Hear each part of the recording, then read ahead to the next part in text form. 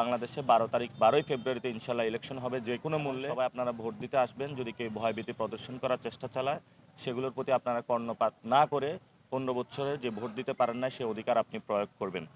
আমরা 2 নম্বরে রেখেছিলাম যে চাঁদাবাজি, মাদক ও সন্ত্রাসমুক্ত একটি নিরাপদ ঢাকা আর্ট করতে। সেখানে আমরা বলেছি যে চাঁদাবাজ.com খুলে মাদক ব্যবসায়ীদের কিভাবে চক্রকে আমরা ধরবো, সেগুলো আমরা স্পেসিফিক করেছি। আমরা বলেছিলাম যে সর্বজনীন একটি স্বাস্থ্যসেবা প্রয়োজন। এখানে অনেক মানুষ অসুস্থ রয়েছে, অনেকগুলো মেডিকেল কলেজ হসপিটাল রয়েছে, সুচিকিৎসা পাওয়া যায় না, যার কারণে মানুষ ইন্ডিয়াতে চলে যাচ্ছে। এগুলো যদি আমরা ইন্ডিপেন্ডেন্ট করতে পারি এবং মানুষের দরগড়ায় স্বাস্থ্যসেবা পৌঁছে দিতে পারি, তাহলে আমরা একটি সুস্থ জীবন লিড করতে পারবো।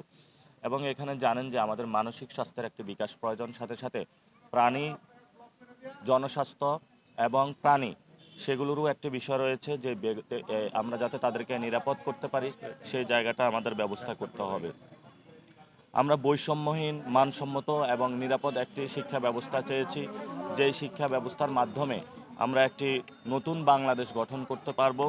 সাথে সাথে আমরা বলেছিলাম যে তরুণদের কর্মসংস্থান, দক্ষ জনশক্তি বৃদ্ধি নিশ্চিতকরণ থেকে শুরু করে আমরা অনেকগুলো বিষয়কে নিয়ে এসেছি, যাতে আমরা তরুণ যারা রয়েছে তাদের কর্মসংস্থান নিশ্চিত করতে পারি। আমাদের নাগরিক বান্ধব এবং জনদুর্ভোগ কমিয়ে একটি নতুন বাংলাদেশ আমরা গঠন করতে চাচ্ছি। আগামী প্রজন্মের ঢাকা গড়তে চাচ্ছি। সাথে সাথে আমরা জনতার এমপি হবে, সেই প্রতিশ্রুতি আমরা দিচ্ছি। এখানে কি কোনো পেশি শক্তির প্রয়োগ আছে কিনা? হ্যাঁ, পেশি শক্তির এখানে প্রয়োগ আছে।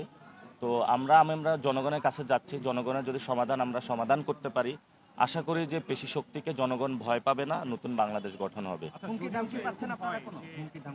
হুমকি দামকি দিচ্ছে, আমরা সেগুলোর পরোয়া করছি না। আমরা জনগণের কাছে যাচ্ছি। ঠিক আছে, আমরা জনগণের কাছে যাচ্ছি, আমরা কোনো হুমকি দামকি পরোয়া করছি না।